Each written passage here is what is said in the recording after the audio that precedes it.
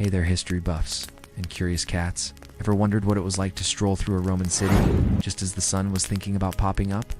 Pretty idyllic, right? All those toga-clad folks, grand temples, impressive aqueducts. It's easy to get swept away by the grandeur of ancient Rome. And honestly, who wouldn't? It was in many ways an incredible civilization. They gave us things like concrete, surprisingly good plumbing, and a legal system that, let's be honest, still influences ours even today. Even had fast food joints, which frankly just makes them even more relatable. But here's the thing. While we're picturing toga parties and gladiatorial showdowns, which, don't get me wrong, totally happened, there's a massive piece of the Roman puzzle that often gets, well, a bit overlooked. It's the elephant in the ancient Roman room, if you will. And it's something that was absolutely fundamental to everything they built. Everything they ate, everything they wore, and pretty much every single aspect of their daily existence. I'm talking about slavery. Now, before you go reaching for your remote thinking this is going to be a total downer, stick with me. Because while it's a heavy topic, it's also a crucial one. And it leads us to the big question that this whole journey is about. What was daily life really like for the enslaved people of Rome? Not the grand narratives, not the sweeping political dramas, but the gritty, often silent, day-to-day reality of living as someone else's property. Let's be honest. Sometimes when we think of Rome, our brains immediately jump to Russell Crowe looking stoic in a helmet, or maybe some epic chariot races. And while those are super cinematic, they tend to gloss over a pretty inconvenient truth. Often our history books, movies, and even some of the more, let's call them enthusiastic portrayals of Roman life, have a habit of making slavery seem like a minor footnote, or something that wasn't that bad, or even just a natural part of the ancient world. You know, the old everyone did it back then argument. And sure, slavery existed in many ancient societies.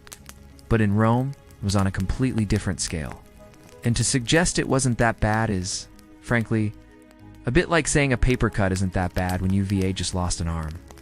It's a huge disservice to the millions of lives that were utterly defined by it.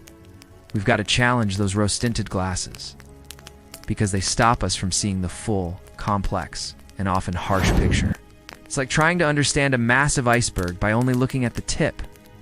Most of the story, most of the impact, is hidden beneath the surface. So how big was this elephant?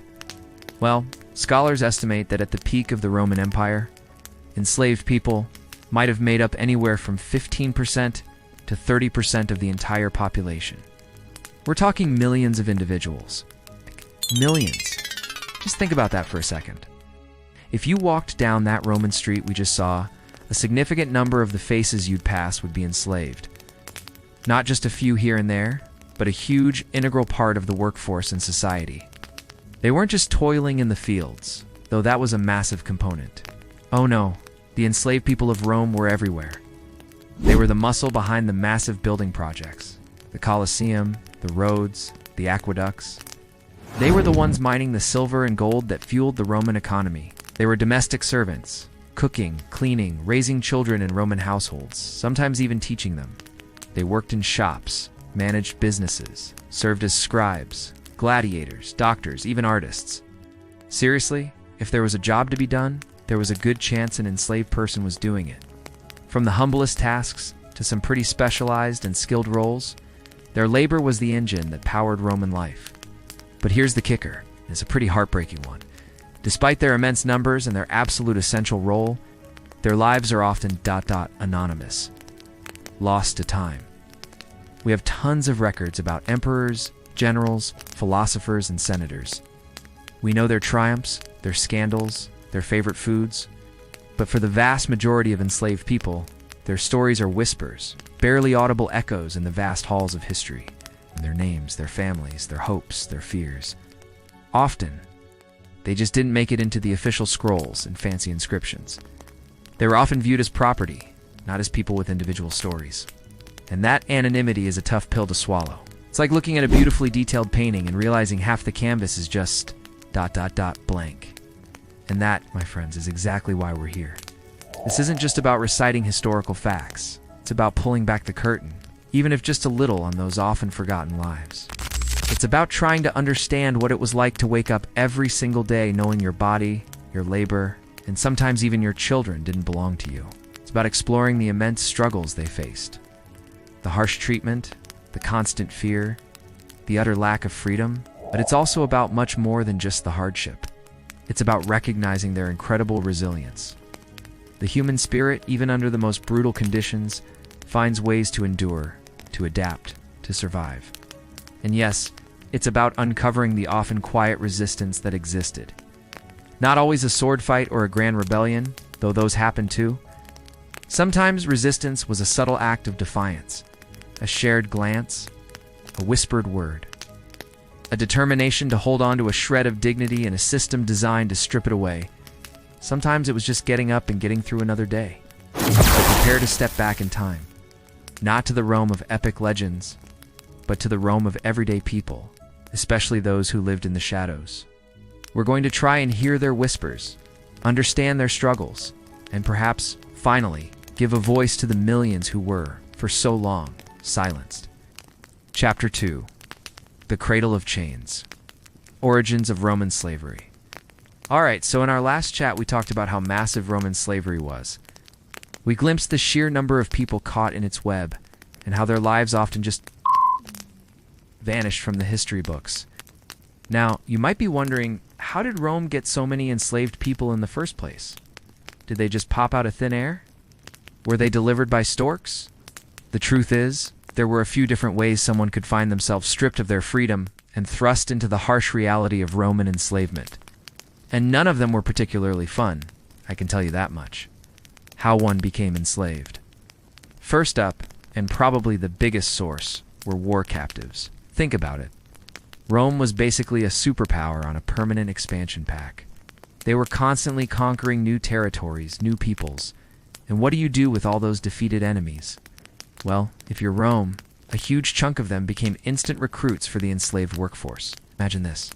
One day you're a proud Gaul, defending your village with a pointy stick and a really impressive mustache. The next, boom, Roman legions arrive. You lose the fight.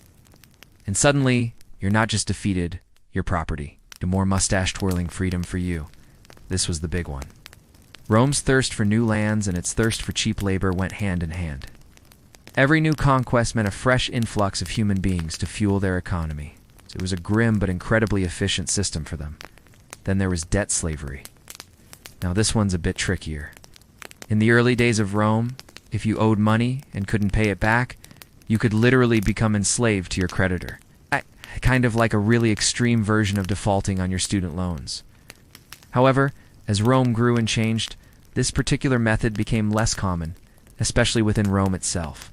They eventually realized it was probably better for stability if Roman citizens weren't constantly selling themselves or their kids into slavery just to pay off a bad gambling debt. But it definitely existed for a while, and it was a terrifying prospect for the poor. Next, we have piracy and kidnapping. Yep, just like in the movies, but way less glamorous. The Mediterranean Sea back then was basically the Wild West of the ancient world, and pirates were everywhere. If you were unlucky enough to be sailing along, minding your own business, and a pirate ship decided to say hello, you could very quickly go from free citizen to someone's new asset on the open market. This was a particularly nasty way to become enslaved, because it could happen to anyone, anywhere, at any time. Imagine just going on vacation and ending up in chains. Not ideal. And then, perhaps the most heartbreaking way, birth. If your mother was enslaved, you were born into slavery. Full stop. No questions asked. No takebacks. Yeah. It didn't matter who your father was or what your hopes and dreams were. From the moment you drew your first breath, you were considered property. This meant that slavery could perpetuate itself across generations, creating entire families who knew nothing but servitude. It's a stark reminder that Roman slavery wasn't just about conquering enemies. It was about creating a self-sustaining system of forced labor. Finally, and this was incredibly rare and spoke volumes about desperation, there was self-sale. Imagine being so utterly, completely destitute, so hungry, so hopeless, that you would choose to sell yourself into slavery just to survive. It's almost impossible for us to wrap our heads around today, but it happened. It wasn't common, thankfully. But the fact that it was even an option tells you a lot about the poverty and lack of safety nets for some people in the Roman world. It truly was the last resort of the utterly broken. So, why did Rome bother with all this? Why not just, conquer people and then send them home with a stern warning? Simple.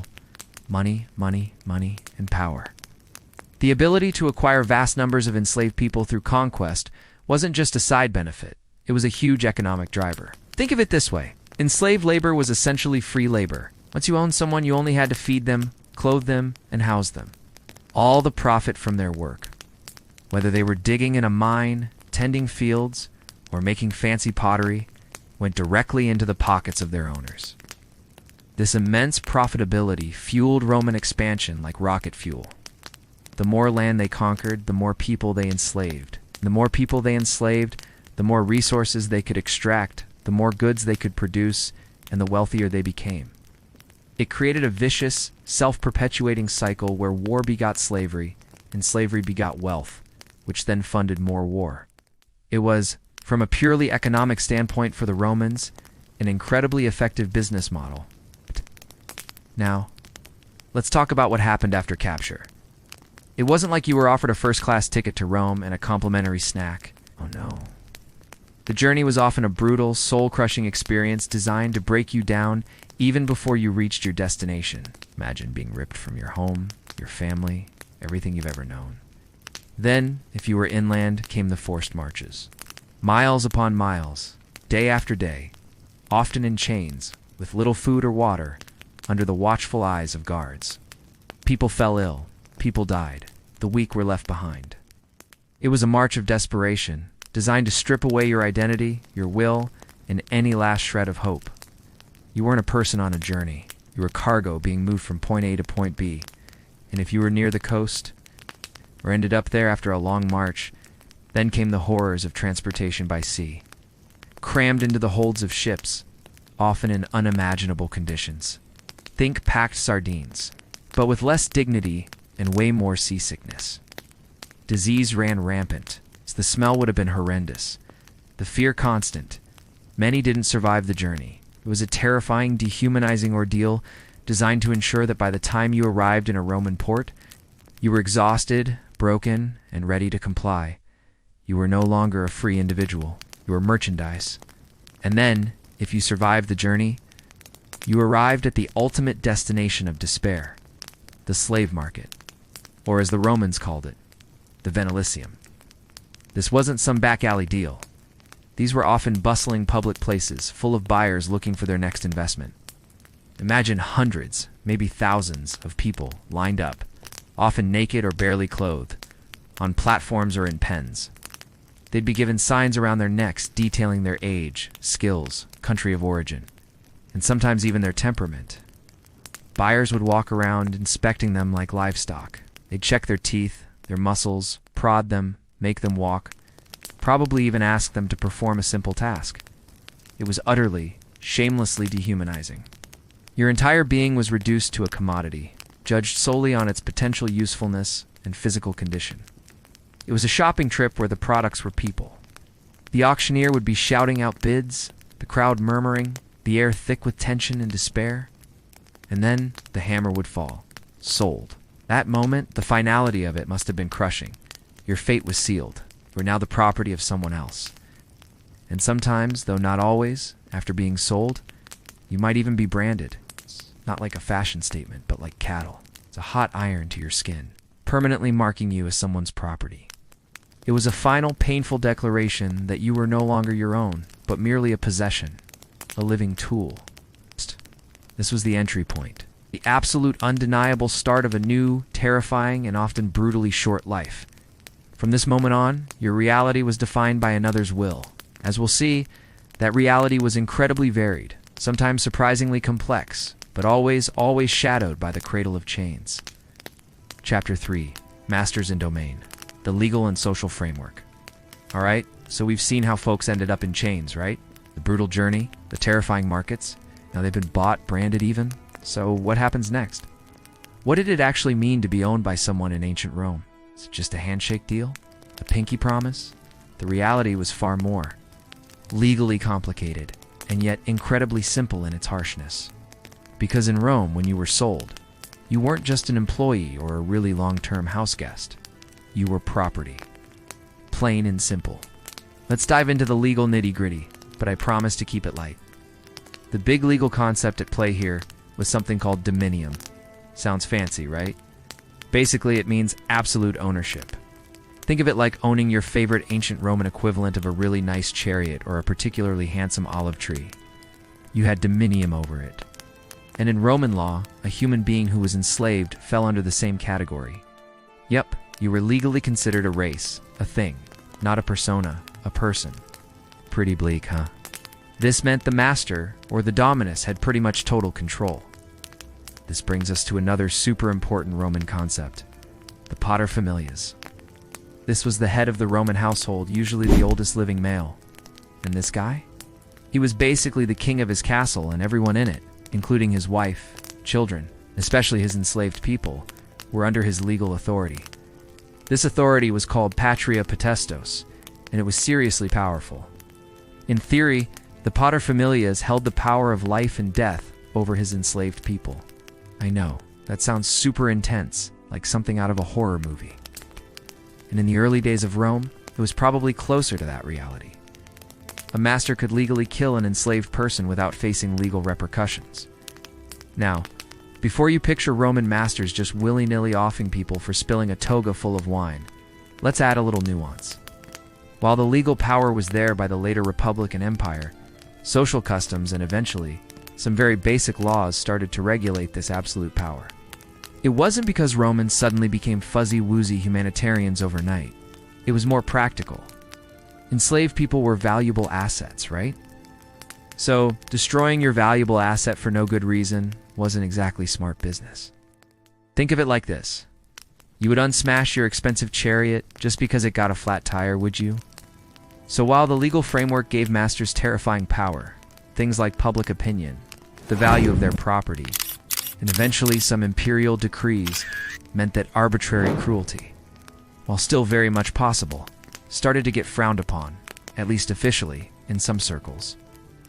If a master was excessively cruel, especially in a public way, there might be social disapproval. Or in later centuries, a magistrate might intervene. But let's be clear, this wasn't about protecting the enslaved person's rights, but about maintaining public order or preventing the wanton destruction of valuable property. Because enslaved people were considered property, not persons, they had virtually no legal rights. Imagine walking into a courtroom today and trying to argue with a potted plant. That's kind of how it worked.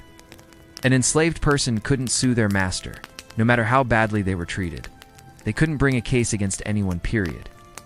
Their testimony in court was generally not accepted unless it was given under torture.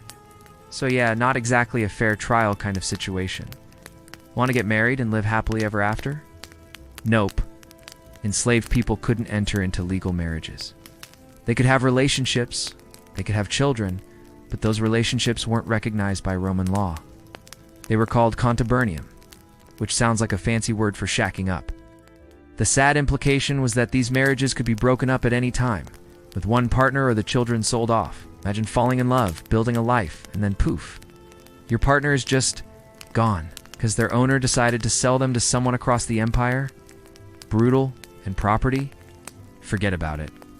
Anything an enslaved person acquired, anything they earned, legally belonged to their master. Even if a master gave them a small allowance to manage, called a peculiar, it wasn't truly theirs. It was still the master's property, just managed by the enslaved person. It was a bit like your boss letting you manage a petty cash fund. It's still the company's money. This also meant that if an enslaved person ran away, anything they took with them was legally considered theft, because they couldn't own anything in the first place. It was a truly profound lack of agency. Now here's a super important point. Just because you were enslaved didn't mean you were all treated the same. Oh no. Roman slavery had its own internal pecking order, its own strange little social ladder. It was like a very, very depressing corporate hierarchy. At the bottom of the pile were the folks working in the mines or on the massive agricultural estates. These were often the newly captured war prisoners, put to the most backbreaking, dangerous, utterly dehumanizing labor. Their lives were often short, miserable, and brutal. No two ways about it. If you were a Roman enslaved person, you really, really did not want this job. But then, you had enslaved people with skills. A trained chef, a skilled craftsman, a teacher, a doctor, an accountant. These folks were far more valuable. They might have better living conditions, better food, and slightly more autonomy. They might even live in the master's house, not out in the fields.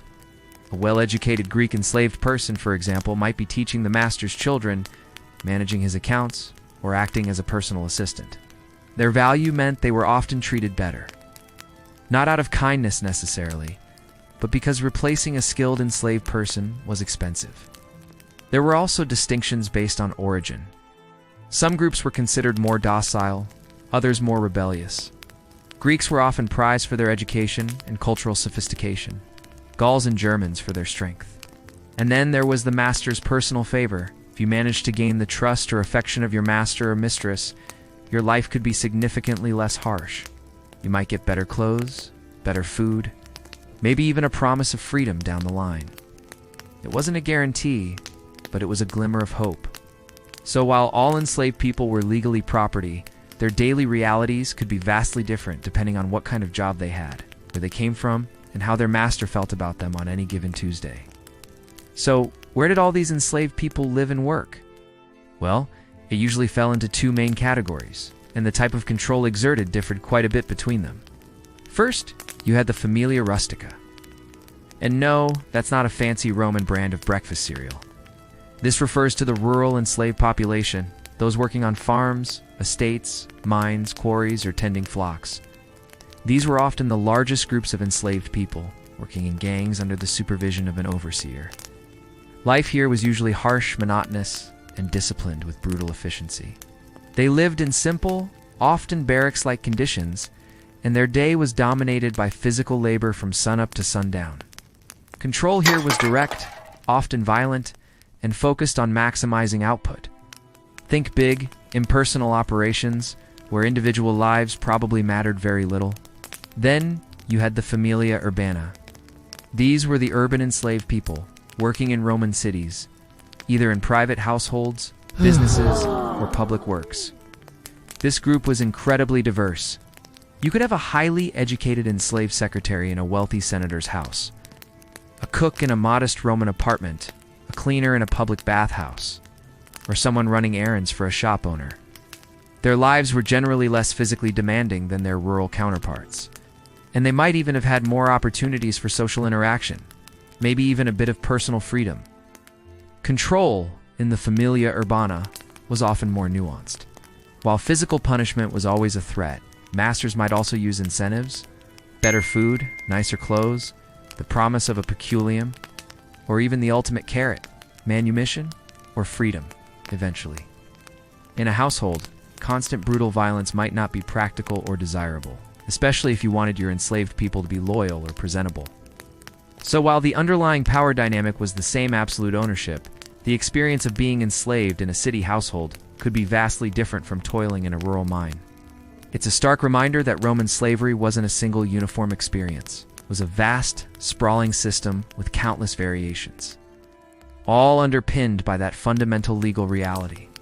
You were someone's property, with very few rights and even fewer protections. And that was the framework for their entire existence. Chapter 4. The Rural Heartbreak. Life on the Latifundia. Okay, so we've explored the legal stuff, the rules of engagement. For Roman slavery, they were property, not people, and that masters held immense power.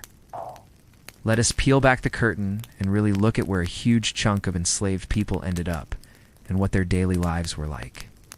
This is where the term heartbreak in our title really comes into play. We're heading out of the bustling, sometimes glamorous, Roman cities and into the sprawling, often brutal world of the latifundia. Now, a latifundium sounds like a fancy spell from a wizarding school, doesn't it? But really it just means a massive agricultural estate or a huge ranch. Think giant farms, often covering thousands of acres owned by super-rich Romans who probably never set foot on them, and who did all the backbreaking work on these colossal properties. You guessed it, enslaved people. Lots and lots of them. If you found yourself shipped off to a latifundium, Your new reality was defined by one word: work. And not the fun, casual kind of work where you can check your phone every 5 minutes. We're talking about agricultural labor that was relentless, physically brutal, and often soul-crushing. Imagine this. The sun isn't even thinking about poking its head over the horizon yet. And you're already being roused from a rough sleep. Your day starts before dawn, probably with a meager breakfast that barely registers. Then, it's out to the fields. No matter the weather, baking sun, pouring rain, biting winds, you were out there. There were no sick days, no personal days, and definitely no mental health days. Let's talk about the specific jobs. If you were working in the grain fields, you were probably swinging a scythe for hours, cutting wheat under a scorching summer sun. Then came the threshing, the winnowing, the carrying of heavy sacks. It was incredibly repetitive, utterly exhausting, and left you aching in places you didn't even know existed. And this wasn't just a few weeks a year. It was a constant cycle of planting, tending, and harvesting. Or maybe you were in the vineyards. Imagine endless rows of grapevines, requiring constant pruning, training, and then the massive effort of harvesting at just the right time. You'd be bending, stooping, lifting, all day long. And when it was harvest time, it was a frenzy, with everyone pushed to their absolute limits to get the grapes in before they spoiled. Your hands would be raw, your back screaming, and the work would just keep coming. Then there were the olive groves. Pruning those trees, picking the olives, sometimes having to climb up and shake them down. And then the arduous process of crushing them for oil. It was dirty, oily work, and equally demanding. And these are just a few examples. There were also shepherds, animal tenders, foresters, and more. Whatever the task, it was almost always manual, heavy, and unforgiving. The goal was simply to extract as much labor as possible from each person, with minimal input. After a day of this intense labor, where did you go? Not to a cozy little cottage with a roaring fire and a warm meal, that's for sure. The living conditions on most Latifundia were, to put it mildly, grim. Many enslaved people were housed in structures known as ergastula. Sounds like something out of a horror movie, right? And it kind of was.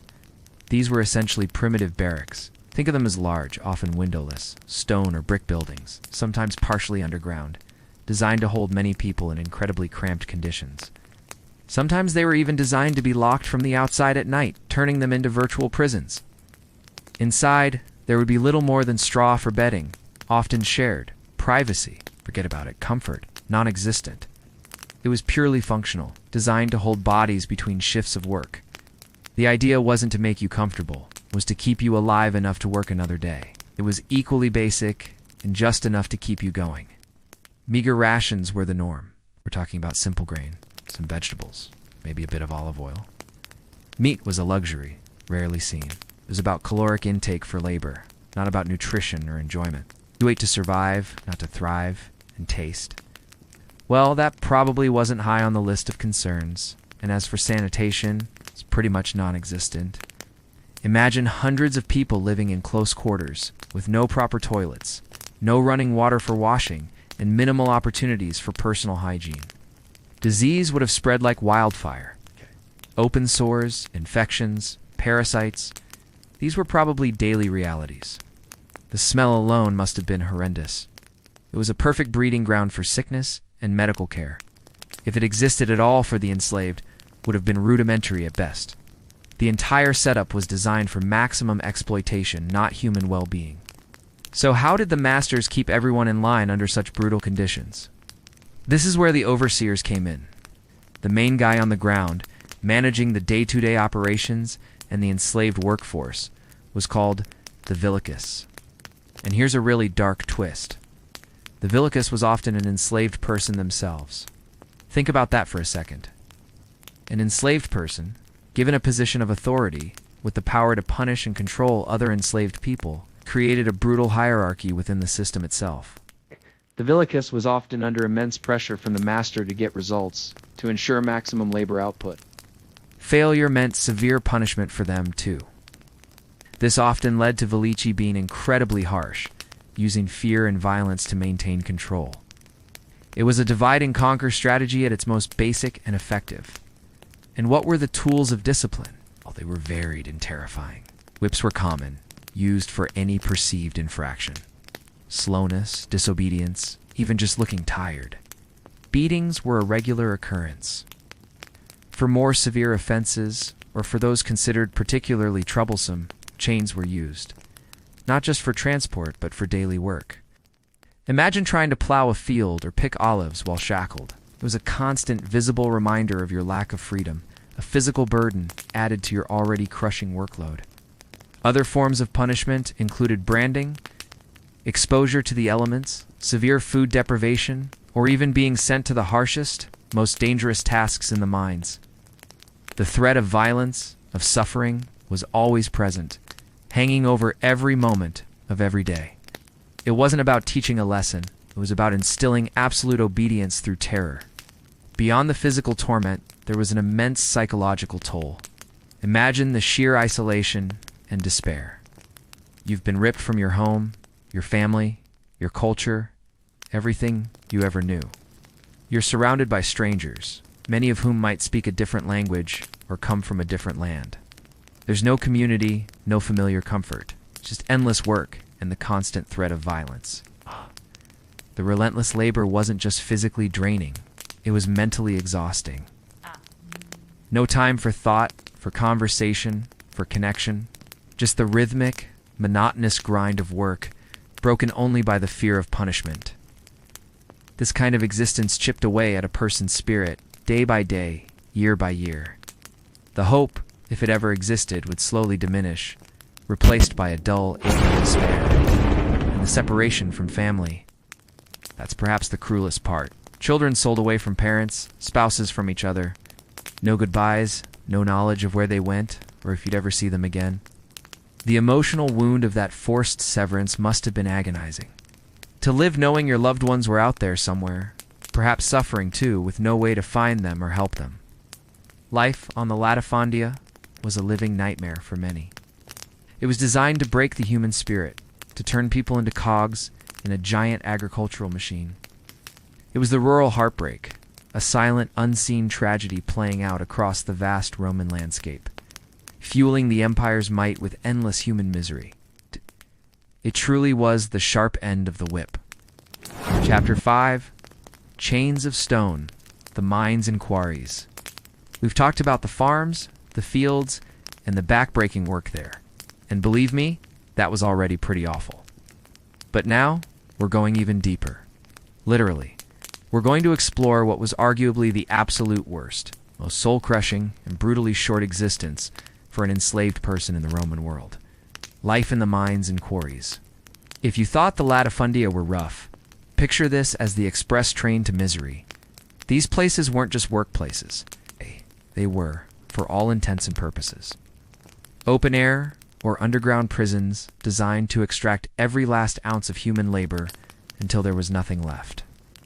It's hard to imagine a more desperate, more hopeless fate. So what made these places the undisputed champions of Roman brutality? Well, imagine endless, claustrophobic tunnels if you were in the mines, or vast sun-baked pits if you were in the quarries. The Romans were obsessed with resources, silver and gold for coins, lead for pipes, iron for tools and weapons, and tons of stone for those magnificent buildings we still marvel at today. And all of it, from the grandest temple to the humblest lead pipe, started with human sweat and suffering. In the mines. Whether it was for the shimmering silver in Spain, the glistening gold in Dacia, or lead in Britain, the conditions were beyond horrific. Enslaved people were forced into narrow, dark shafts, often barely wide enough for a single body. They'd be chiseling away at rock face, sometimes for 24 hours straight in shifts, by the dim flicker of an oil lamp. The air would be thick with dust, the noise deafening, and the heat stifling. They were extracting wealth for Rome, but living in absolute destitution. And the stone quarries weren't much better, just a different kind of hell.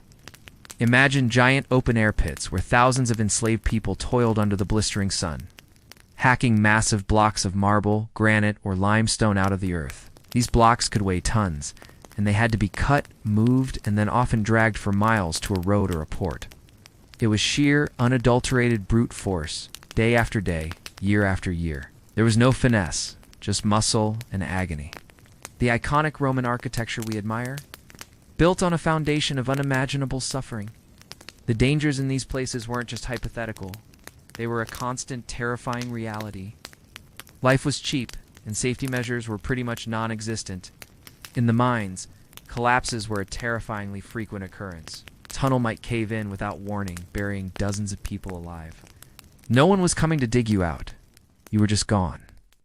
Then there was the poor ventilation. Imagine working in an enclosed space, deep underground, with dozens of other bodies, oil lamps burning, and dust filling the air. Breathing was a struggle. The air would be heavy, stale, and often full of noxious fumes. Suffocation was a real risk. And the dust. Every swing of a pickaxe, every chisel blow, kicked up clouds of fine rock dust. This dust, especially from quartz or lead, would slowly but surely destroy their lungs. Silicosis, lead poisoning. These weren't medical terms back then, but the symptoms were deadly real. People would cough, struggle to breathe, and slowly waste away. Injuries were a given. Falling rocks, errant tools, broken limbs from lifting impossibly heavy loads, crushed fingers and toes, you name it.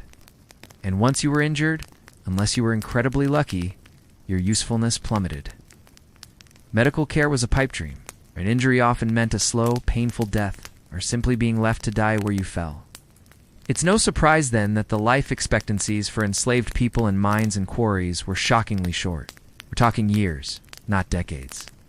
Many would die within a few years of being sent to these places. They were, in essence, worked to death. It was a grim form of attrition. So, with all that danger and backbreaking work, how were they sustained? Oh, barely. The food provided was even more minimal than on the farms, often just enough to keep a body barely functioning. The logic was grimly simple. Why waste good food on someone who probably would unlast long anyway? It was enough to keep them swinging a hammer, but not enough to nourish them or give them strength. They were constantly hungry, constantly weak, and there was literally no escape. These operations were often in remote, desolate areas, far from any towns or lines of communication. Even if you somehow managed to get out of the mine or quarry, where would you go? The guards were ruthless, and the landscape offered no refuge. The odds of successfully running away from a mine were virtually zero. The cumulative effect of constant danger, inadequate food, and brutal, non-stop labor was total exhaustion. Not just physical tiredness, but a bone-deep, soul-wearing exhaustion that never lifted. They were pushed past human limits day after day, until their bodies simply gave out. They were quite literally worked to death. They were disposable assets, replaced as quickly as they wore out. Perhaps the most horrifying aspect, beyond the physical torment, was the profound psychological impact. The mines and quarries were like a silent tomb. Once you were sent there, you were essentially buried alive, cut off from the world. Imagine being lowered into a dark shaft, or stepping into a vast, dusty pit, knowing this was your new reality. No news from the outside, no contact with loved ones. You might as well have been on another planet, the world above ground, with its bustling cities, its families, its freedoms. It was utterly irrelevant to you now. You were forgotten. There was no hope of manumission here. No chance of earning enough to buy your freedom. No opportunity to gain a master's favor. Your only path was the one that led deeper into the earth, deeper into exhaustion, deeper into despair. The only release was death. These places represent the absolute nadir of human exploitation in the Roman Empire. A place where human beings were treated as mere extensions of tools, used up and discarded. The wealth and grandeur of Rome, in no small part, rested on the broken bodies and silent screams echoing within these chains of stone. It's a chilling reminder of the true cost of empire. Chapter 6. The Urban Labyrinth City Life for the Enslaved. So, we've dragged ourselves out of the dark, dusty mines and escaped the sun-baked fields of the latifundia. Goodness, that was heavy, right? Well, let's take a deep breath, because now we're stepping back into the vibrant, chaotic, and utterly fascinating world of the Roman city. If you were an enslaved person and you landed in a city like Rome itself, or Pompeii, or Ostia, your life was going to be radically different from your cousins toiling in the countryside. It wasn't a picnic by any stretch. But the urban environment offered a whole new set of roles, its opportunities, and, let's be honest, a different flavor of challenges. It was less about brute force and more about intricate social dynamics. If you found yourself in a wealthy Roman household, you might be part of a truly massive staff, what the Romans called a familia urbana. And when I say massive, I mean sometimes hundreds of enslaved people living under one roof, or at least working for one family across several properties. These weren't just servants, they were the invisible gears that made Roman high society run. The sheer variety of jobs was mind-boggling. You had your cooks, of course, whipping up multi-course feasts for lavish dinner parties, the cleaners, perpetually battling the dust and grime of ancient life. Then there were the tutors, often highly educated Greeks, responsible for teaching the master's children everything from Latin grammar to philosophy. Imagine teaching calculus to a surly Roman teenager who knows you're technically their dad's property. Awkward, you'd also find hairdressers, scribes meticulously copying documents, porters lugging heavy litters through the streets, and a whole army of personal attendants. There were enslaved people whose sole job was to dress their master or mistress, others to read to them, others to carry their books, others to fan them on a hot day. Some were even dedicated to specific body parts. A foot slave, a hand slave not for doing manicures, but perhaps for carrying the master's rings, or, less pleasantly, helping them put on sandals. Talk about niche roles. Every facet of a wealthy Roman's life, from waking up to going to bed, was handled by enslaved hands. It gave the Roman elite incredible leisure, but it also meant the enslaved people working in these houses saw everything. They heard everything. They were the silent witnesses to the triumphs, the scandals, the secrets, and the dramas of their masters' lives. Now this is super important. Life as a domestic enslaved person was not a one-size-fits-all experience. The treatment could vary wildly, swinging from one extreme to the other. On one end of the spectrum, you had the relatively privileged. If you were a highly skilled enslaved person, say a brilliant doctor, a talented architect, celebrated actor, or a trusted financial manager, you might live a life that, on the surface, didn't look entirely like traditional slavery. You might have better clothes, better food, more comfortable living quarters, even some personal freedom. Your master might rely on you heavily and value you as a vital asset. There are stories of masters leaving property to their enslaved people in their wills, or even granting them freedom. These individuals might have even managed their own little peculiar, sometimes enough to eventually buy their freedom. However, on the other end of the spectrum, even within the city, there were those who were brutally exploited. Enslaved people who were used for backbreaking tasks like grinding grain, hauling water, or working in fooleries. They might still live in cramped conditions, face regular beatings, or endure sexual abuse. A bad-tempered master, a cruel mistress, or simply being caught in a bad situation could make an urban enslaved person's life just as miserable as someone in the fields. And unlike the fields, where you might be one of hundreds, in a smaller urban household, you might be under constant direct scrutiny, with no escape from an abusive owner. So, while the city offered more variety, it certainly didn't guarantee a better life. Beyond private households, the Roman state itself owned a vast number of enslaved people, known as servi publici, or public slaves. These folks were literally owned by the Roman people, or rather by the Roman state, and they had crucial roles in keeping the entire sprawling urban machine running. These public slaves were the unseen heroes behind a lot of Roman civic life. They were heavily involved in infrastructure maintenance, repairing roads, keeping the aqueducts flowing, or maintaining public buildings. They were essentially the ancient Roman version of a public works department. They also formed the backbone of Rome's fire brigades. When a wooden Roman tenement building inevitably caught fire, these enslaved public servants were the ones rushing to put it out, often with primitive equipment and at great personal risk. Some even had roles in policing, though it was pretty limited and not like a modern police force. They might be involved in keeping public order, assisting magistrates, or working in prisons. They were also vital in administration, working as scribes, messengers, and clerks for various government departments. And of course, they were involved in massive public works projects. Think building temples, theaters, or other grand structures. While often still dangerous and demanding, being a service publicus could sometimes come with a bit more stability or even a chance for manumission. As the state sometimes granted freedom for long, loyal service, still, they were enslaved, and their labor was compelled. This last category is one of the most fascinating and frankly tricky parts of urban slavery, the shopkeepers and artisans. This is where the lines got really blurry between being owned and having a semblance of a normal life. Many enslaved individuals, if they had a particular skill, perhaps they were a baker, a shoemaker, a potter, a silversmith, or even a doctor, might be set up by their master to run a business. The shop might legally belong to the master, but the enslaved person would manage it day to day. They'd deal with customers, handle money, and oversee other workers. It was a huge trust, and it meant they had a remarkable degree of autonomy compared to, say, a miner. Similarly, in workshops, enslaved artisans would be creating beautiful pottery, intricate jewelry, or strong tools. They were skilled, highly valued, and their work was essential to Roman commerce. Their masters profited immensely from their labor and expertise. For these individuals, there was an illusion of agency. They were out in the world, interacting with people, making decisions, often handling money. They might even feel a sense of pride in their craft. But here's the cold, hard truth.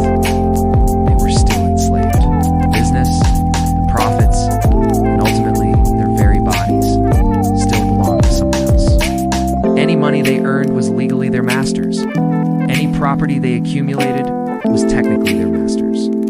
The master could, at any moment, sell them, reclaim the business, or simply decide to end the arrangement. This constant underlying vulnerability, this sword of Damocles hanging over their heads, meant that despite the outward appearance of independence, their lives were never truly their own. It was a golden cage, perhaps, but a cage nonetheless. So, while life in the Roman city offered a vastly different experience than the brutality of the mines, it was still a complex, nuanced existence, defined by the fundamental lack of freedom. It was a labyrinth where survival often meant navigating complex social ladders, hoping for a benevolent master, and constantly yearning for a freedom that was always just out of reach. Chapter 7. The Body as a Commodity, Exploitation, and Violence. We've touched on the legal framework of Roman slavery, that an enslaved person was legally a thing, not a person. We've seen how this played out in the fields, the mines, and even the city. But what did that legal definition truly mean for the physical body, for the human experience of someone who was owned? It meant their body was a tool, an asset, and sadly, often a target for exploitation and violence. It's a harsh truth, but one we cannot shy away from. Let's start with a grim reality. Physical abuse was a constant, looming threat for virtually every enslaved person in Rome. Remember that a master had immense power, including, theoretically, the power of life and death. Even when custom or later laws softened the absolute power, physical punishment remained a widely accepted and terrifying tool of control. It wasn't just about correcting behavior. It was about instilling absolute obedience through fear. Any perceived infraction could lead to a beating, a dropped plate, a slow response, a tired glance, or simply being in the wrong place at the wrong time. These could all be reasons for a brutal punishment. And these punishments were often arbitrary and severe. They weren't about fairness in any sense we understand it today. The most common tools. Whips were ubiquitous. We're not talking about a light tap. These were often made of leather, sometimes with pieces of bone or metal tied into them to maximize pain. Beatings could be inflicted publicly, as a warning to others, or privately, behind closed doors. For more serious offenses, or for those considered particularly defiant, there were more gruesome methods. Floggings could go on for extended periods, designed not just to hurt, but to break the spirit and leave lasting scars, both visible and invisible. Being chained was also a form of physical punishment and control, beyond just for transport or dangerous work. Enslaved people might be permanently chained to a post, or made to wear heavy neck collars for minor infractions, especially if they were seen as prone to running away. The goal was to enforce compliance through pain and fear, making sure everyone understood who was in charge. The message was clear. Your body is not your own, and it can be hurt at any moment, for any reason. Now, let's talk about the flashiest, yet often most brutal, form of commodifying the body. gladiators and performers. We see them in movies, romanticized as heroes, but the truth was far grimmer for most. Many gladiators were enslaved individuals, forced into arenas for public entertainment. This was the ultimate commodification of the body. These men were literally trained, fed, and housed for one purpose: to fight, often to the death, for the amusement of the Roman crowds. Their bodies were carefully maintained as weapons, their training intense and brutal. They became living spectacles, their pain and death serving as entertainment. The combat was, as you can imagine, incredibly brutal. While not every fight ended in death, severe injury was common, and death was always a real possibility. They faced off against other gladiators, wild animals, or even groups of condemned criminals. Their lives were dictated by the roar of the crowd and the whim of the emperor or the editor. For many gladiators, their lives were short and violent. If they survived a few fights, they might gain some fame, perhaps even fan clubs. A very, very select few might even earn their freedom. But for the vast majority, their careers were brief, ending in the sand of the arena or dying from their wounds. It was a terrifying existence where your very life was a gamble for someone else's entertainment and profit. Beyond gladiators, other enslaved people were forced into public performances, sometimes as musicians, dancers, or even actors, but always under the same overarching control, their talents exploited for their master's gain. Finally, let's consider what happened when an enslaved person was no longer useful. This brings us to medical neglect and death. Because they were property, their value was primarily economic. If they became too old, too sick, or too injured to work, they lost that value. There was a severe lack of proper care. Basic medical knowledge existed in Rome, but it was rarely extended to enslaved people, especially those in rural settings or mines. Why spend money on an asset that wasn't producing? So, if an enslaved person fell gravely ill or suffered a debilitating injury, they were often simply left to die. It was cheaper to let them perish and then replace them with a new purchase. There were even stories of masters dumping sick or dying enslaved people in temples dedicated to Aesculapius, the god of medicine, simply to avoid the legal responsibility of burying them. This wasn't just neglect. It was a cold, calculating disregard for human life. Once you cease to be an economically viable unit, your existence became expendable. It's a chilling testament to the dehumanizing logic of slavery. The enslaved body was a commodity from birth to death, exploited for its labor, used for pleasure, and discarded when it could no longer serve its purpose. It's a dark chapter, but one that paints a stark and necessary picture of the true horrors beneath the veneer of Roman grandeur. Chapter 8. Small acts of defiance, resistance, and rebellion. So, after everything we've just discussed, the constant threat of violence, the utter lack of rights, the brutal conditions, you might think that enslaved people in Rome just gave up, that they just accepted their fate. And for many, the sheer weight of their circumstances made open rebellion impossible. But humans are remarkably stubborn creatures, aren't we? Even when faced with overwhelming power, there's often a spark of defiance, a quiet refusal to be completely broken. And in Roman slavery, this spark manifested in all sorts of ways, from the incredibly subtle to the explosively dramatic. It's a testament to the enduring human spirit, even under the most oppressive systems. Let's start with the kind of resistance that didn't make the history books with trumpets and fanfare, but happened every single day. This was everyday resistance, the quiet, often ingenious ways enslaved people pushed back without risking their lives. Think of it as a constant low-level guerrilla war against the system. One classic move: feigned illness. Suddenly, a farm worker is coughing uncontrollably, or a domestic enslaved person just can't seem to stop feeling dizzy. Masters might suspect it, but proving it was another story. It bought a day off work, a moment of rest, a tiny victory against relentless labor. Then there was slow work.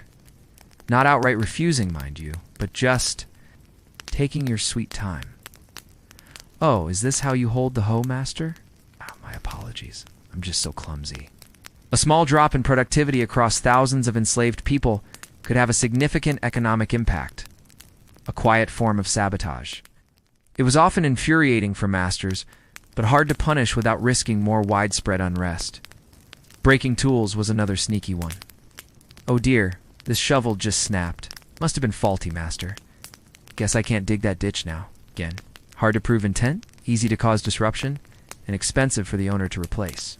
Or perhaps just forgetting instructions, leading to botched tasks or ruined goods. These little acts of incompetence could be incredibly frustrating for masters, and a small win for the enslaved. Petty theft was also common. Bit of food gone missing from the kitchen, a coin misplaced from the master's purse. It was about survival, yes, but also about reclaiming tiny bits of what was denied to them. It was a constant assertion that this is my body, and I will try to feed it, even if you won't. And then, of course, there was running away. Sometimes permanently, a desperate dash for freedom. But often, it was temporary. An enslaved person might run away for a few days, disappearing into the city's labyrinthine alleys or hiding in the countryside, only to return later, perhaps hoping for a slightly less harsh punishment than if they'd been caught and dragged back.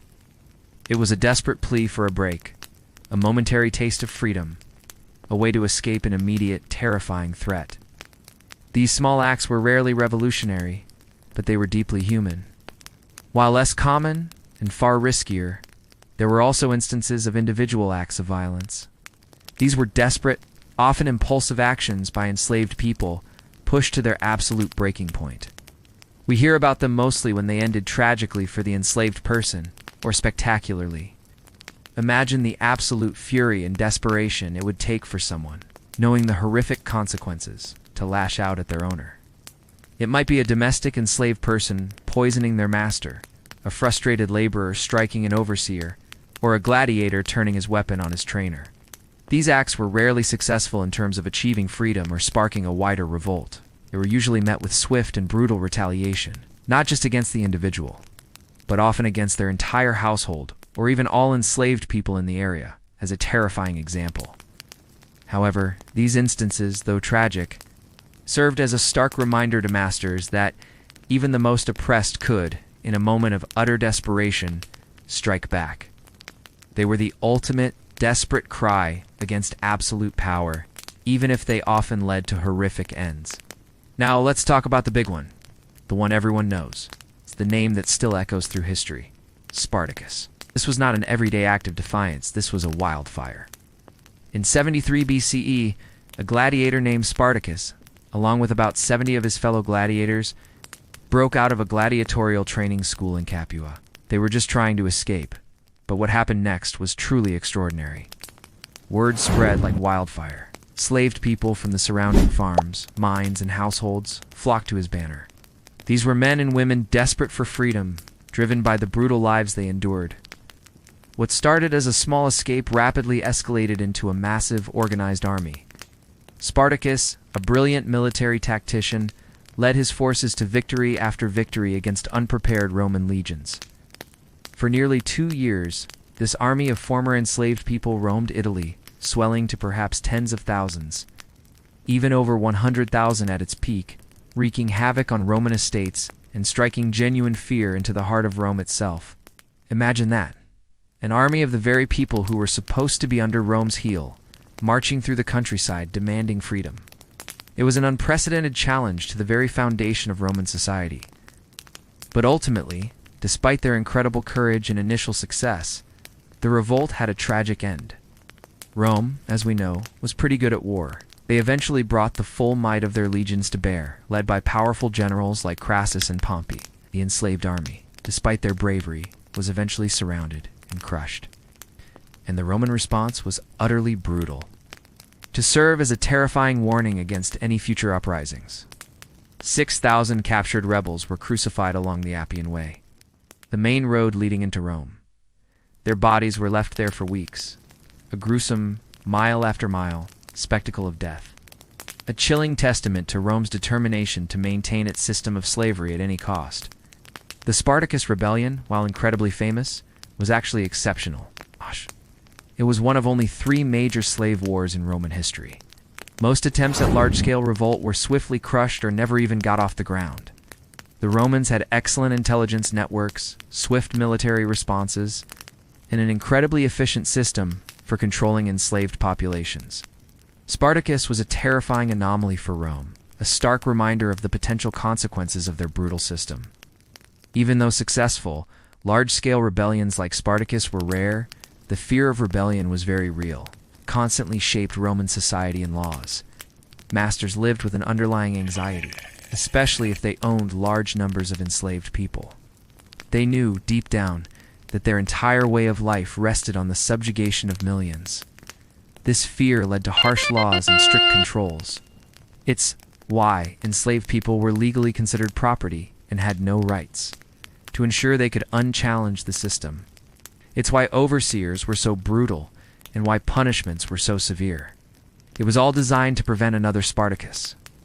Laws were even passed to make it more difficult for groups of enslaved people to gather, or to prevent them from wearing distinct clothing that might allow them to identify each other easily outside of their work groups. This constant threat, even if mostly imagined, created a paranoid atmosphere. It reinforced the need for ever more brutal control and justified the incredible violence used against enslaved people. It was a vicious cycle. The more brutal the system, the greater the potential for desperation and resistance. The greater the potential for resistance, the more brutal the system became. So while the grand, sweeping rebellions were few, the quiet, everyday acts of defiance, combined with the lingering specter of a leader like Spartacus, meant that the chains of Roman slavery, while physically binding, never quite managed to break the human spirit entirely. The enslaved resisted, in big ways and small, a constant defiant hum beneath the roar of the Roman Empire. Chapter 9. Sparks of Humanity, Family, Community, and Culture. After everything we've just discussed, the whips, the chains, the constant fear, you might wonder if there was any space left for joy, for love, for a sense of belonging in the lives of enslaved people. Was it all just endless misery? Thankfully, no. Because even under the most extreme oppression, humans are incredibly resilient. They find ways to nurture those essential sparks of humanity.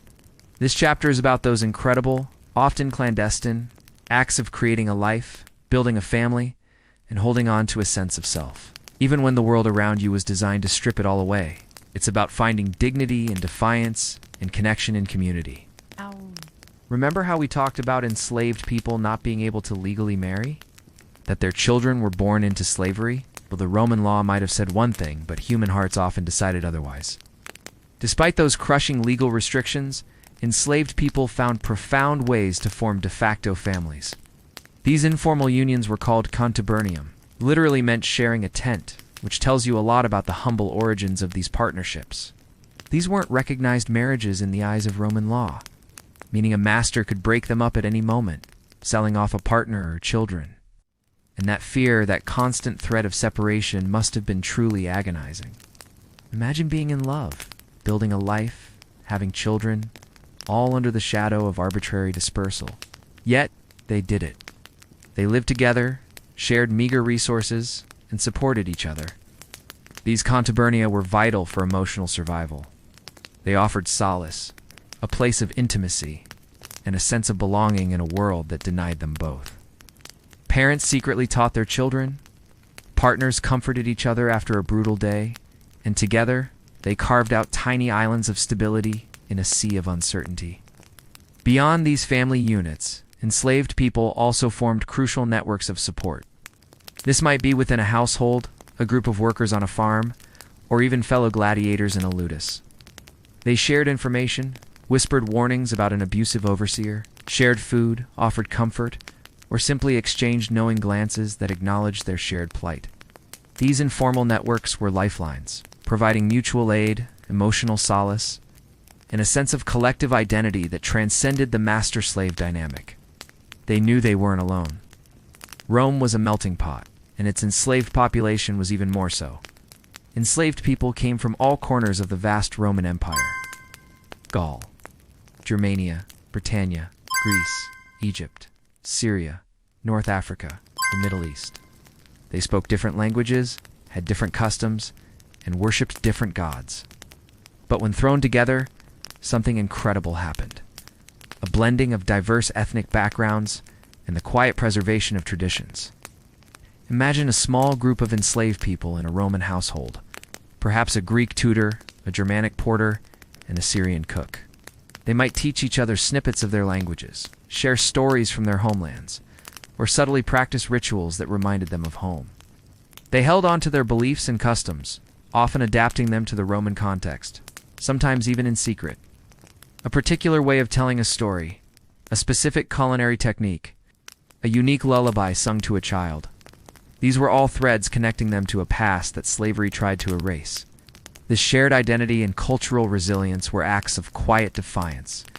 It was a refusal to become simply Roman slave X.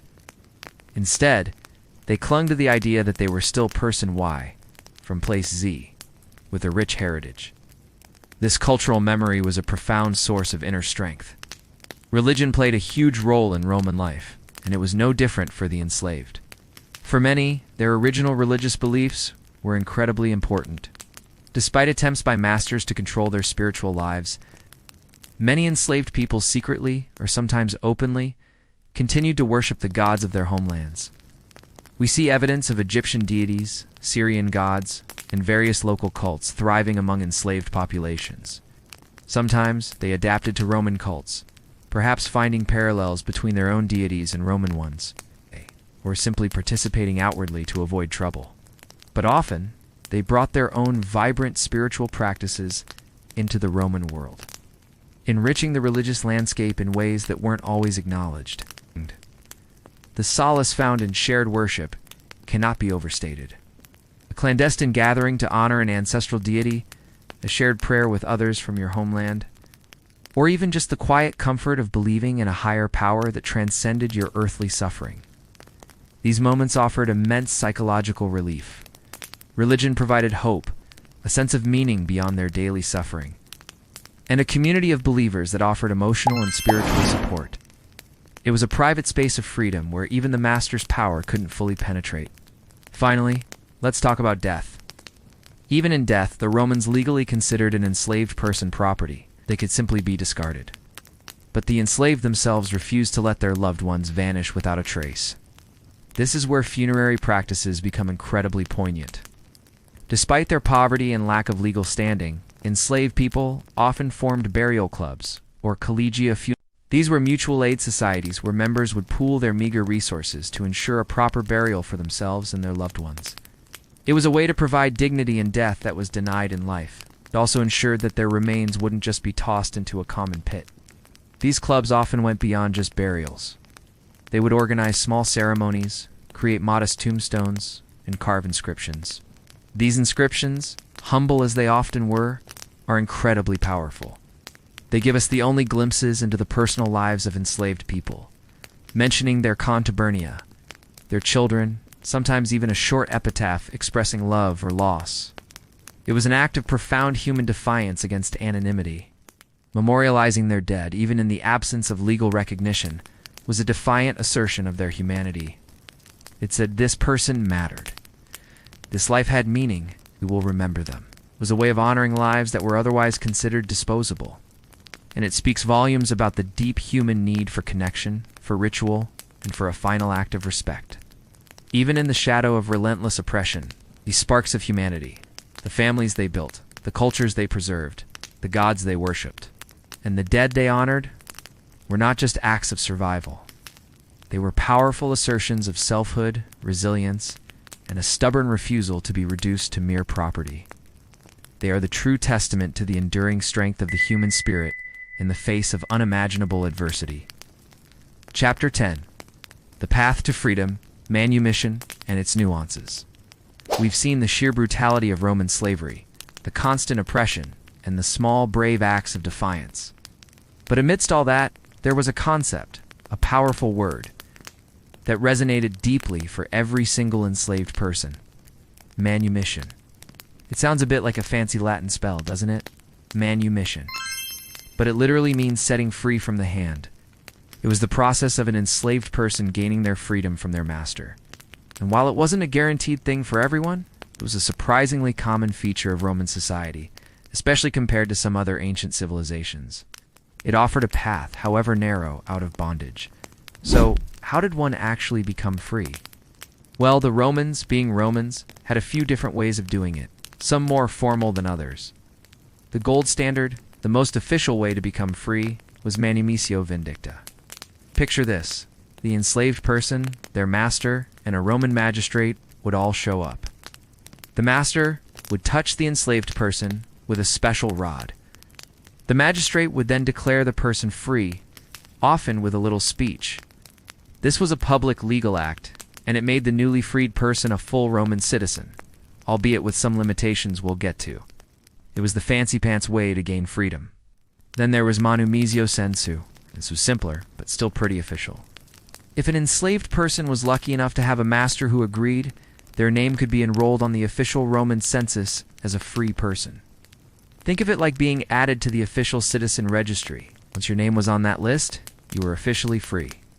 This method usually required the master's active cooperation, of course. Perhaps the most common way, and one that gives us a glimpse into Roman family dynamics, was manumizio testamento. This happened when a master freed an enslaved person through their will. So, when the master kicked the bucket, the enslaved person gained their freedom. This was a pretty popular way for masters to show appreciation for loyal service, or sometimes just to show off their generosity from beyond the grave. It was like a posthumous, "you're free" card. The catch, of course, was that you had to wait for your master to, well, go. And sometimes, the freedom only kicked in if the master's heirs approved, or if the estate had enough money. So it wasn't always instant freedom upon hearing the bad news about your master. Finally, there was informal manumission. This was basically any other way a master might declare someone free. A verbal promise, a letter, or just letting them live as if they were free. While lovely in sentiment, these were less legally binding. An informal freed person might still face challenges to their freedom, especially if the master's heirs weren't as benevolent. They might not have all the rights of a formally freed person either. It was a bit like being unofficially free. Better than nothing, but not quite the full deal. So, why would a master give up their valuable property? It wasn't always out of the goodness of their hearts, though sometimes it certainly was. There were many reasons for manumission, loyalty, and long service. This was a big one. An enslaved person who had served their master faithfully for many years, perhaps even decades, might be granted freedom as a reward. It was a way for masters to incentivize good behavior and show appreciation. Master's death, as we mentioned with manumizio testamento, it was very common for masters to free enslaved people in their wills. This could be a genuine act of kindness, a desire to ease their conscience, or simply a way to manage their estate after they were gone. Payment. This is a fascinating one. Remember that peculiarum, the small allowance or fund an enslaved person might manage? If an enslaved person was particularly shrewd or worked incredibly hard, they might save up enough money, legally still their master's, but practically theirs, to buy their own freedom. It was a massive undertaking, often taking years, but it was a powerful motivator. Imagine working your entire life to buy yourself. Desire for social climbing by the master. This one's a bit cynical, but totally Roman. For wealthy Romans, freeing a large number of enslaved people, especially in their will, was a way to display their immense wealth and generosity. It boosted their social standing and left a lasting legacy. Look at me. I'm so rich and generous. I can afford to just give away all this valuable human property. It sounds terrible to us, but it was a legitimate social currency back then. Sometimes an enslaved person might be freed to take on a specific business venture for their former master, who wanted to avoid the legal liabilities of owning the business directly. It was a clever workaround, so you're free. Pop the ancient Roman bubbly, but here's the kicker. Being freed didn't mean you were instantly a full, regular Roman citizen just like everyone else. You became a libertas or a liberta, a freed person. And this status came with some strings attached. The most significant string was your relationship with your former master, who now became your patronus. This was a lifelong, legally binding relationship. You, the freed person, owed your patronus certain obligations. These could include respect. You were expected to show deference and respect to your patron. Imagine still having to treat your former boss like a VIP, even after quitting the job. Services. You often owed your patron a certain number of days of work each year, or specific services. This might mean continuing to work in their business, or performing domestic duties. Financial support. If your patron fell on hard times, you might be legally obligated to provide them with financial support, if you were able. Loyalty. You couldn't, for example, bring a lawsuit against your patron without serious social and legal consequences. So, while you were no longer owned, you weren't fully independent either. It was a kind of half-freedom. You couldn't run for public office, for example, and your children might face some social prejudice, even if they were born free. But importantly, your children were born free, and they did not inherit your obligations to your patron. This was a crucial difference, and a huge motivator for enslaved people to gain freedom. Life for a freed person was a mixed bag of challenges and opportunities. On one hand, they definitely faced prejudice. Roman society was highly stratified, and coming from a background of slavery was a permanent mark. Some Roman aristocrats looked down on freed persons, viewing them as inherently inferior, regardless of their success. You might not get invited to the best parties, for example. However, the opportunities could be quite significant, especially for skilled or ambitious freed persons. Many managed to achieve considerable wealth and influence, because they often had practical skills or business acumen gained during their enslavement. They could start their own businesses. Many became successful merchants, craftsmen, or even moneylenders. They filled a vital niche in the Roman economy.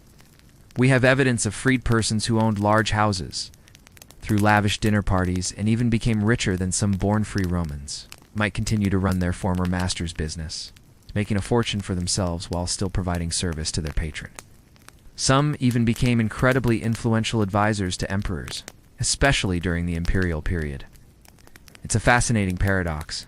Roman society relied on slavery, yet it also had this built-in mechanism for releasing people from it, allowing them to integrate into the free population. This constant influx of new, often highly motivated and skilled, freed persons undoubtedly contributed to Rome's dynamic economy and social mobility. So manumission wasn't a magic wand that erased all traces of slavery. It was a complex, nuanced path to a qualified freedom filled with continued obligations and societal hurdles. But for those who achieved it, it was the ultimate triumph. Testament to endurance, a chance to build a life and a legacy of liberty for their children, even if it meant forever carrying the mark of the Libertus. And that, for many, was a spark of hope bright enough to fuel a lifetime. Chapter 11. Beyond the Colosseum, Education and Skills. When you think of Roman enslaved people, images of gladiators in the Colosseum or workers toiling in fields probably spring to mind, and those images are definitely true. But here, it's a curveball for you. Not all enslaved people were just about muscle and sweat. Many, surprisingly, were about brains and finesse. This is a really interesting and often overlooked part of the story, because Roman society, with all its needs, quickly realized that a pair of strong hands was great, but a skilled mind that was truly invaluable. It meant that a significant portion of the enslaved population possessed specialized knowledge, learned trades, and even advanced education. Talk about a mixed bag, right? The Romans were incredibly pragmatic. If someone had a knack for something, they'd use it. And so, certain enslaved people found themselves trained in a vast array of specialized trades. These weren't just simple jobs. These were professions that required intelligence, dedication, and often years of learning. Imagine a Roman noble with a persistent cough. Who did he call? Often, it was an enslaved doctor. Many Greek enslaved people, having inherited the sophisticated medical knowledge of their homeland, became highly skilled physicians, surgeons, and pharmacists for their masters' households. Sometimes they even ran practices where free citizens would pay for their services, the money going straight to the master, of course. Then there were the architects and engineers. The Romans were building machines. Temples, aqueducts, bridges, roads, bathhouses, all these monumental structures needed brilliant minds to design them. Many of these minds, especially the ones doing the detailed planning and supervision on site, were enslaved. They might not get the big statue at the dedication, but their genius was literally etched in stone. And who taught the future leaders of Rome? Often enslaved teachers or tutors, particularly those from Greece, who were seen as culturally superior in philosophy, rhetoric, and literature. They would instruct the master's children in everything from reading and writing to advanced mathematics and oratory. Imagine teaching a kid who technically owns you. That's a unique classroom dynamic, to say the least. Every complex Roman household and business needed a meticulous eye for numbers. Enter the enslaved accountants and financial managers. They kept the books, managed estates, handled complex transactions, and basically ensured the master's vast wealth was properly managed. If you think your tax season is complicated, try doing it with papyrus scrolls and no calculators. And for entertainment and beauty, enslaved artists created stunning frescoes and mosaics. While enslaved musicians provided the soundtrack for dinner parties and public events, they could be sculptors, jewelers, silversmiths, even actors and dancers. Their talents brought beauty and culture to Roman life, even if their own lives were often far from glamorous. This leads to a fascinating, almost paradoxical situation: the pursuit of knowledge by enslaved individuals, while certainly not widespread. There are rare instances of enslaved people being not just trained in a trade, but genuinely highly educated. Their masters, especially those with intellectual leanings, saw the benefit in having a well-read, articulate enslaved person who could serve their intellectual needs. These individuals might be secretaries to scholars, librarians managing vast collections of scrolls, or even companions with whom their masters could discuss philosophy, poetry, or current events. Imagine having someone who could argue the finer points of Aristotle while simultaneously fetching your wine. It certainly made for convenient intellectual sparring partners. For these enslaved individuals, their minds became their most valuable asset. It offered them a different kind of existence, often removed from physical labor. Potentially even offered them a strange, informal kind of intellectual companionship with their masters. They might have access to books and scrolls, the very tools of knowledge, which would have been unimaginable for most enslaved people. It's super important to put a big asterisk next to all of this. While these skilled and educated roles existed, we must emphasize that this was not widespread. The vast majority of enslaved people in Rome were still engaged in grueling manual labor. In the fields, the mines, or performing unskilled tasks in the city. The image of the highly educated enslaved philosopher, while real, represents a very tiny percentage of the overall enslaved population. It was the exception, not the rule. And here's the other crucial point. Even with all their skills and knowledge, they were still within the confines of their enslaved status. Their education, their talents, their very intellect, all of it legally belonged to their master. They couldn't truly own the fruits of their labor, publish under their own name, or freely choose their path. A brilliant enslaved doctor could still be beaten, sexually exploited, or sold at a moment's notice. Their brilliance offered a different kind of life, perhaps even a better one in terms of comfort. But it didn't fundamentally change their legal reality of being property. It was a golden cage, yes, but a cage nonetheless. Their masters controlled their access to knowledge and their ability to utilize it. Despite these severe limitations, we have to acknowledge the immense and often uncredited labor and ingenuity that built and maintained Roman society. When we look at the incredible Roman infrastructure, the sophisticated legal systems, the advancements in medicine, the beautiful art, and the complex administration, a massive portion of that expertise came from enslaved individuals. They were the doctors who healed, the accountants who kept the economy running, the architects who designed, the teachers who educated, the artists who created beauty. They were the anonymous experts behind so much of what we admire about ancient Rome. Their names might not be on the monuments. Their faces might not appear in the grand sculptures. But their minds, their hands, and their tireless effort were absolutely essential. So, the next time you gaze upon a magnificent Roman aqueduct or read about a Roman medical text, remember that it wasn't just Roman ingenuity. It was often the ingenuity and forced labor of millions, including countless skilled and educated enslaved people, whose contributions were vital but almost entirely unacknowledged. They were the hidden intellectual engine, the uncredited artists and builders of an empire that thrived on their expertise, even as it denied them their basic humanity. It's a complex, challenging legacy, but one that deserves to be fully understood. Chapter 12. Echoes in the Law, Roman Jurists, and Slavery. So we've spent a lot of time looking at Roman slavery from the perspective of those who endured it.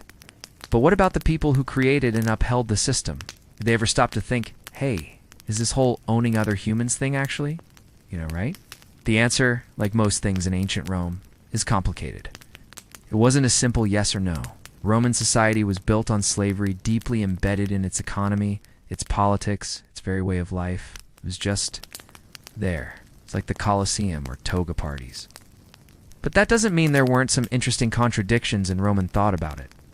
For most Romans, slavery was simply a fact of life, a natural part of the world. If you conquered someone, they became your property. Simple as that. It was the law of nations, something that just was.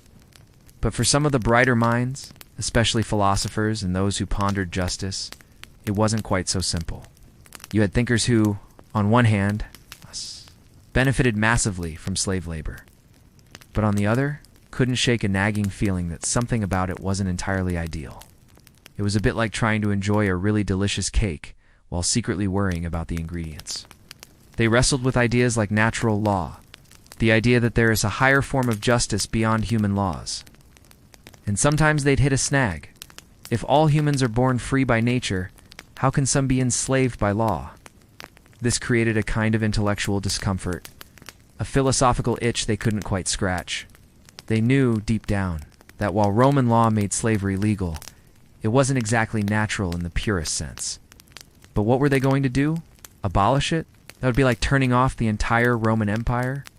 So, they grappled, they debated, and mostly, they found ways to justify the system they lived in, even while acknowledging its moral wrinkles. It was a classic case of intellectual gymnastics. Among the Roman philosophical schools, the Stoics were perhaps the most vocal about the moral aspects of slavery. Thinkers like Seneca the Younger, who ironically was incredibly wealthy and owned many enslaved people himself. Remember those contradictions? Wrote extensively about how masters should treat their enslaved.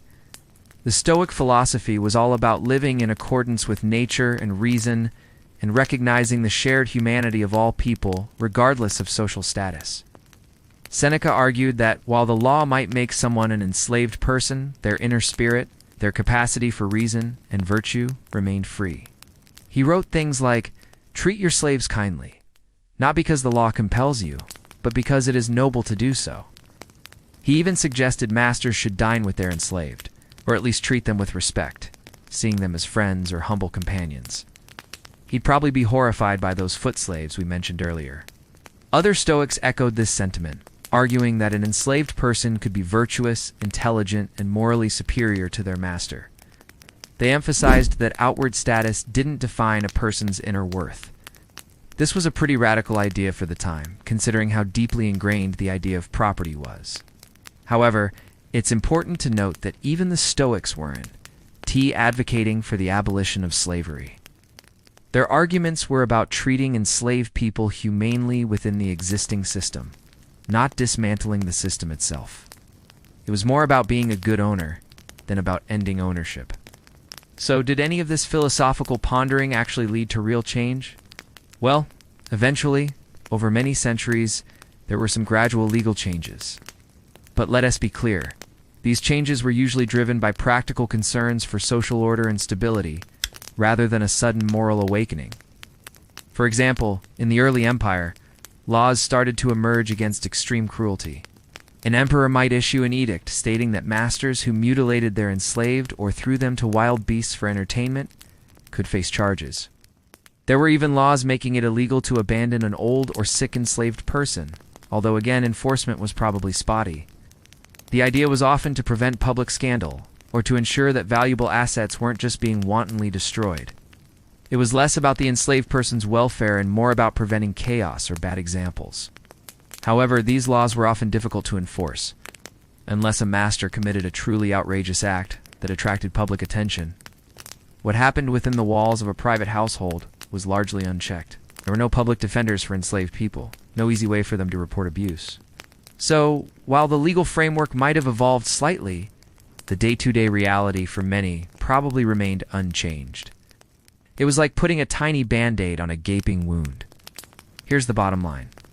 Despite all these philosophical discussions and minor legal improvements, the fundamental legal status of enslaved people remained unchanged.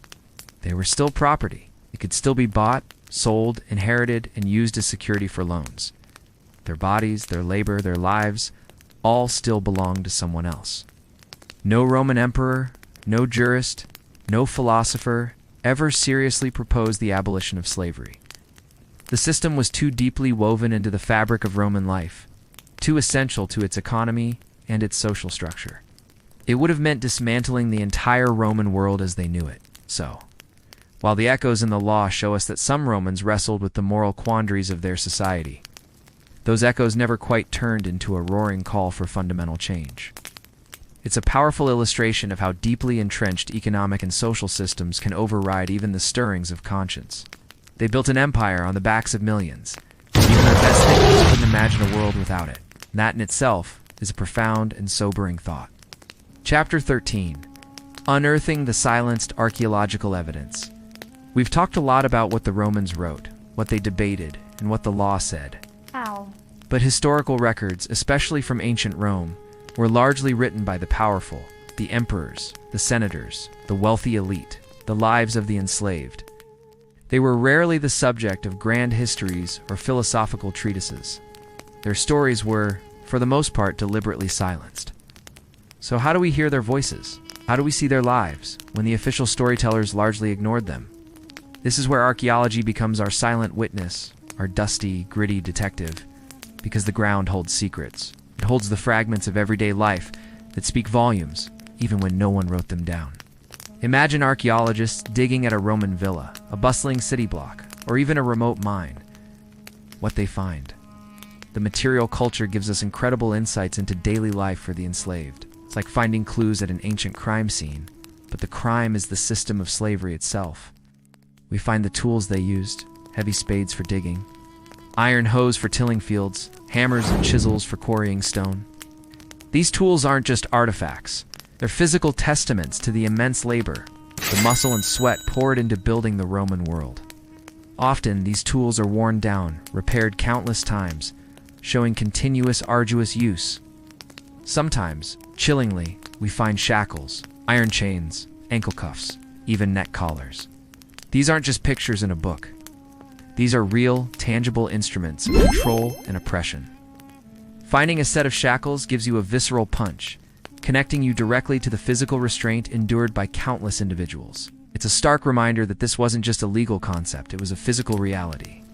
Their living quarters are also unearthed. You might find the cramped, unheated barracks on a large farm, starkly contrasting with the luxurious living spaces of the masters nearby. Or we might find the small, shared rooms tucked away in the back of a city house, providing little comfort or privacy. These spaces tell us about their lack of personal space, minimal provisions, and the constant surveillance they lived under. And sometimes, just sometimes, we find incredibly poignant personal effects.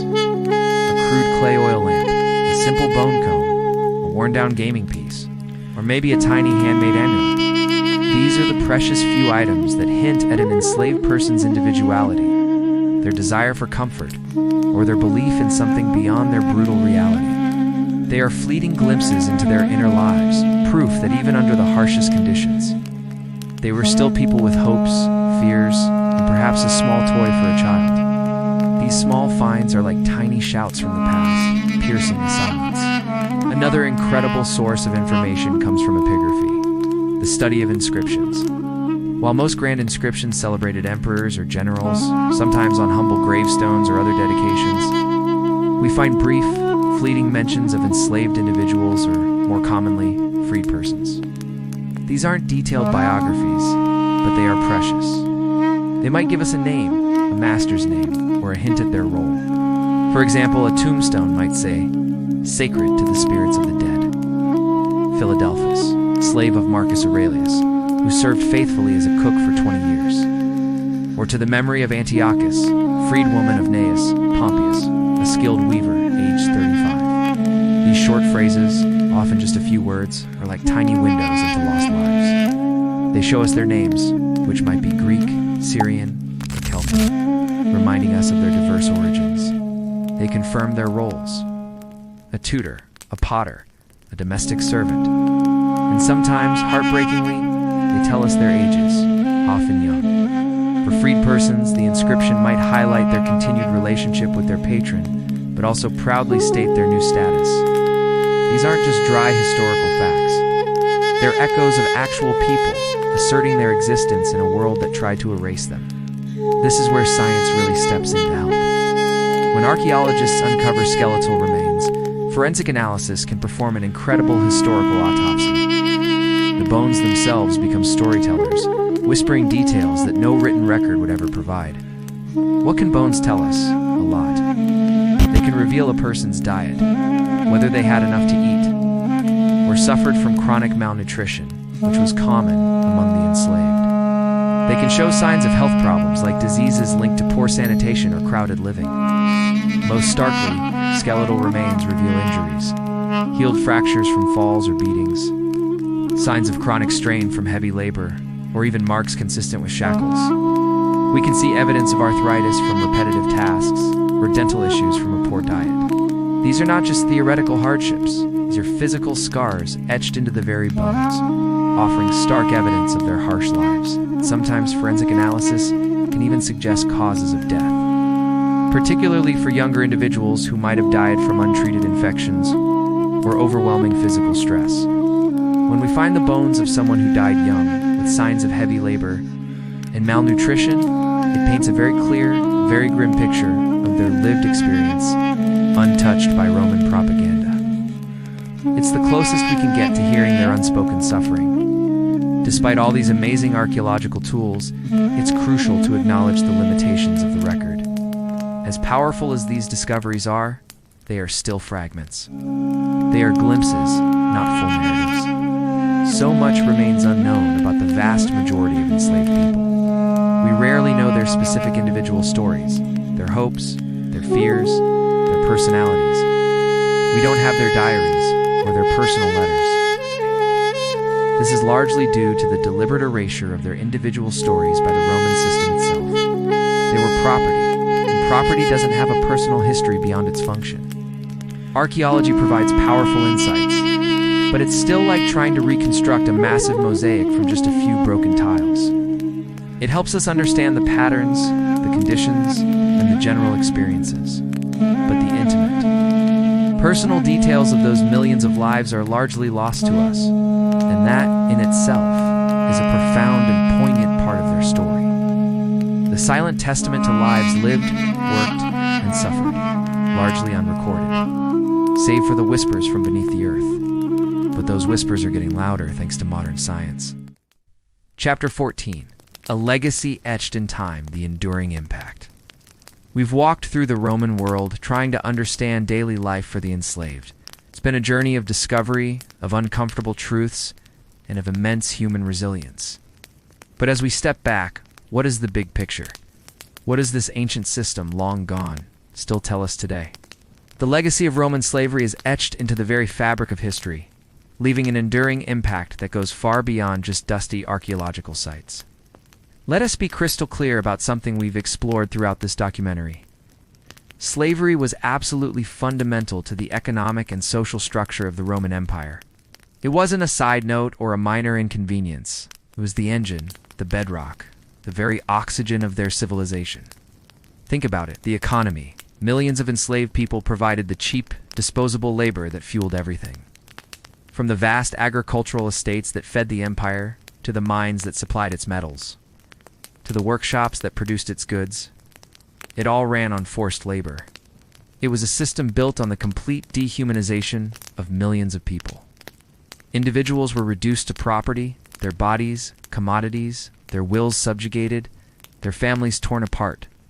The very physical presence of Rome's greatness is a testament to the colossal scale of enslaved labor. It's not a comfortable thought, but it's an undeniable historical truth. Roman power, in essence, was slave power. It freed them from mundane tasks, allowing them to truly be Romans. The moral stain isn't just on ancient Rome. It's a universal lesson about the dangers of unchecked power. It's economic greed and the denial of another person's inherent worth. It forces us to confront uncomfortable truths about what happens when societies prioritize profit and power over human dignity. It was a status symbol too. Owning many enslaved people showed off your wealth and power. The story of Roman slavery, as grim as it is, holds crucial insights for our modern world. For centuries, the enslaved of Rome were silent. Their stories were untold, their suffering unacknowledged. By actively seeking out and piecing together their experiences through archaeology, forensic science, and careful analysis of limited records, we are giving voice to those who were silenced. This historical work encourages us to listen to and uplift the voices of marginalized communities in our own time, to ensure that no one's story is erased or forgotten. History isn't just about the victors, it's about everyone touched by it. And fundamental rights, regardless of their status or origin, is a hard-won concept. Because perhaps the most powerful and enduring legacy of the enslaved people of Rome is the testament to the resilience of the human spirit. Roman slavery reminds us just how fragile and relatively new that concept is. They formed families, nurtured communities, preserved their cultures, clung to their beliefs, and dreamed of freedom. They committed small, defiant acts of resistance every single day. And sometimes against all odds, they achieved liberation. It underscores the vital importance of protecting those rights and fighting against any system that seeks to deny them. They are powerful narratives of endurance, of unbreakable dignity, and of an unyielding capacity for hope. And by listening to them, by understanding their struggle, their resilience, and their enduring, humanity, we gain a deeper, more empathetic understanding not just of ancient Rome, but of ourselves, and the continuous journey towards a more just and humane world. Their legacy lives on, not in chains of stone, but in the enduring spirit of human freedom. They remind us that the human spirit, even when faced with the darkest of systems, can find ways to shine. It cemented the hierarchy with the vast majority of citizens reliant on someone else's forced labor. Without slavery, Rome's economy as we know it simply couldn't have existed on that scale. While overt, legal chattel slavery like Rome's is largely a thing of the past. Forms of forced labor, human trafficking, and severe economic exploitation still exist globally. Understanding the mechanisms of Roman slavery can help us recognize the subtle and not-so-subtle ways people can still be exploited in modern economies. It teaches us to be vigilant. Social structure. For the Roman elite, slavery provided the leisure to pursue politics, philosophy, warfare, and grand building projects. Infrastructure. Those impressive roads, aqueducts, temples, and colosseums that still stand today, built in large part by enslaved hands. So when we admire the grandeur of Rome, it's important to remember that this immense power and wealth were built on the backs of millions of unfree individuals. And this leads us straight to the moral stain that Roman slavery leaves on our understanding of history. This raises profound and enduring ethical questions that resonate even today. How could such an advanced, seemingly sophisticated civilization justify treating human beings as mere tools? What does it say about human nature that such pervasive cruelty could be so normalized?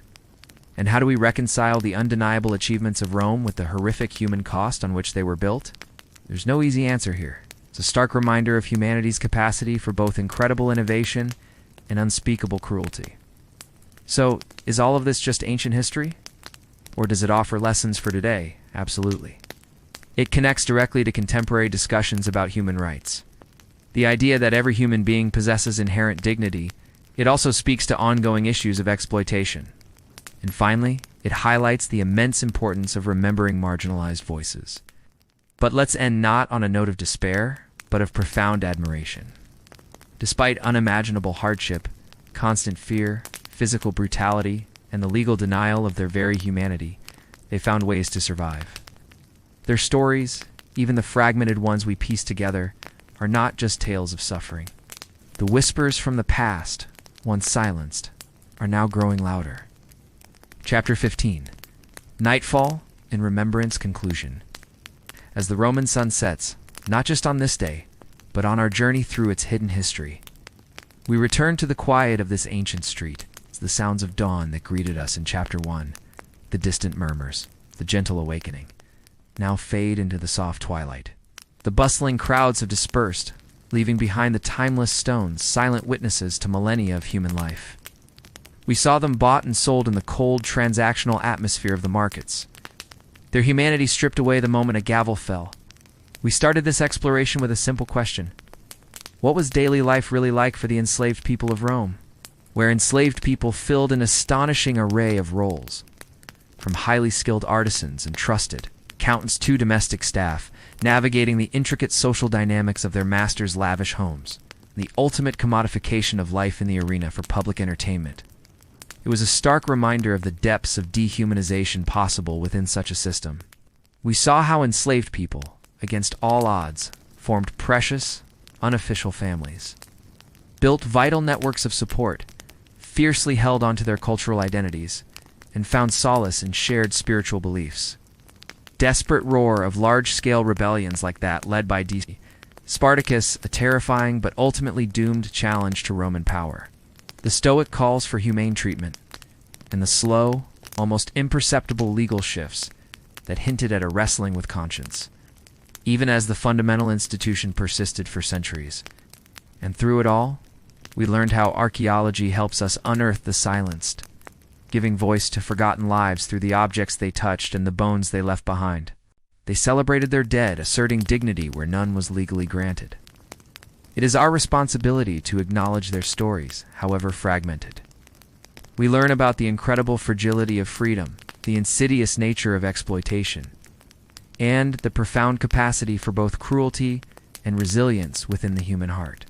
It is no longer just a picturesque ruin, a backdrop for grand tales of emperors and legions, where skilled artisans crafted beauty with hands that were not their own, where weary laborers dragged themselves home after a day of ceaseless toil, where whispers of resistance mingled with the clanking of chains. Oh, it is imbued with the echoes of countless unseen lives. It is a profound, indelible mark on human history, a chilling testament to the depths of human oppression. But it is also, crucially, a powerful and enduring testament to the unconquerable power of human dignity in the face of oppression.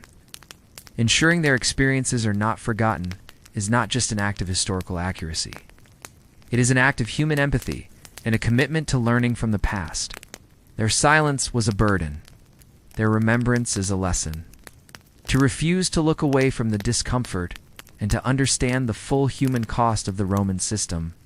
Their lives here, while often less physically brutal, were still defined by the arbitrary power of another. It has been about trying to comprehend the unseen multitude, the millions upon millions of individuals whose names we will never know. They were the muscles, the minds, and the very foundation of the Roman Empire. And in remembering them, we ensure that though their lives were often silenced, their story and the universal lessons it holds will resonate through time, never to be forgotten. Their stories often lost or deliberately erased are crucial to truly understanding this powerful, complex, and deeply flawed civilization. They are the anonymous giants on whose shoulders Roman grandeur stood. Their lives shaped Rome, even as Rome reshaped, and too often shattered, their lives, whose faces remain hidden in the mists of time, but whose lives were inextricably woven into the very fabric of Roman civilization. We descended into the suffocating, dangerous depths of the mines and quarries, places that were for countless souls, quite literally a silent tomb. It was a question aimed at piercing the veil of history. Let's look beyond the grand narratives and into the lived realities of those who were often rendered invisible. And what a journey it has been.